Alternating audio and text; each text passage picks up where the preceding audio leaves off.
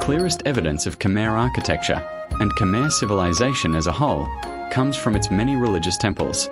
These temples vary greatly in size and number. They were built to honor the gods, using strong materials like brick, laterite, and sandstone, which is why many still stand today. Most temples were surrounded by walls to protect them from evil spirits. However, it can sometimes be confusing to tell the difference between the temple walls and the walls of the nearby town. To understand Khmer temples, it's important to know that they were not places for people to gather and worship like modern temples. Instead, they were considered the homes of the gods. Inside, a statue of the god was placed so that it could bless the temple's founder and the people connected to them. Because the god was represented by a statue, the inner space of the temple did not need to be very large. Even in big temples like Angkor Wat, the main room is quite small. Rather than building one large space, Khmer temples were made up of many smaller shrines, with the main god at the center. For example, Preah Khan once housed over 400 gods. These shrines were sometimes connected by galleries, but they were not designed for large processions. In fact, many doorways are narrow or difficult to pass through. Some temples, like Ta Keo, even seem to lack proper entrances. Khmer temples were designed to represent the universe. The central tower symbolized Mount Meru, the home of the gods, while surrounding walls represented mountains, and the moats symbolized the ocean. This idea guided the layout of every temple, from simple to very complex ones. Over time, especially during the reign of Jayavarman VII, more shrines were added to existing temples. This sometimes makes temples look messy today, but the original design can still be understood with careful study. From early temples like Samba Praekak to later ones like Angkor Wat, Khmer temples followed a clear and organized plan. They were usually square in shape, with the main shrine in the center. Builders followed geometric rules to decide where each part should go. The central tower was always the most important and often the tallest.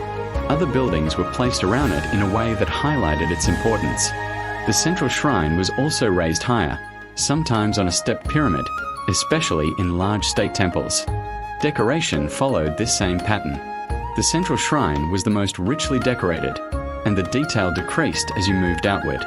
For example, Banteay Shrey has very detailed carvings on its main towers, while outer areas are simpler.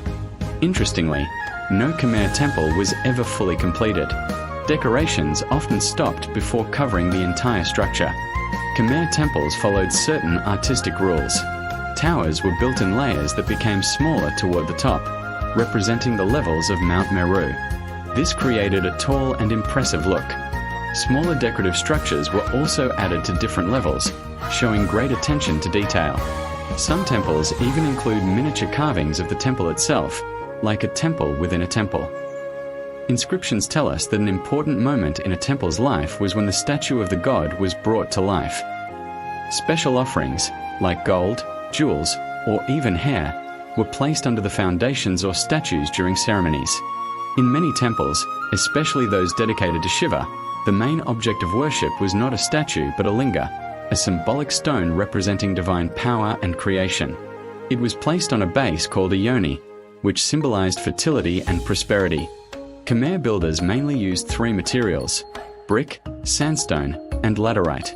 Wood was also used, but it has mostly disappeared over time. Early temples were built from brick because it was easy to use. The bricks were joined with natural materials instead of cement, creating strong and nearly invisible seams. Decorations were often added with stucco or carved directly into the brick. Sandstone became more popular later and was used for important temples. It allowed for detailed carvings, especially around doors and walls. However, it was heavy and difficult to transport. Builders used a technique called corbelling, where stones were stacked slightly inward until they met at the top, forming a roof. Laterite is a soft material when first cut but becomes very hard when exposed to air. It was mainly used for foundations and hidden parts of buildings because its rough surface was not suitable for decoration. Wood was used for houses, palaces, and some temple parts like roofs. Since wood decays easily, very little has survived. However, stone carvings often imitate wooden designs, giving us clues about how wooden structures looked. Many people don't realize that Khmer temples were once painted. Traces of paint have been found at sites like Preah and Angkor Wat. Some of these paintings may have been added later during repairs.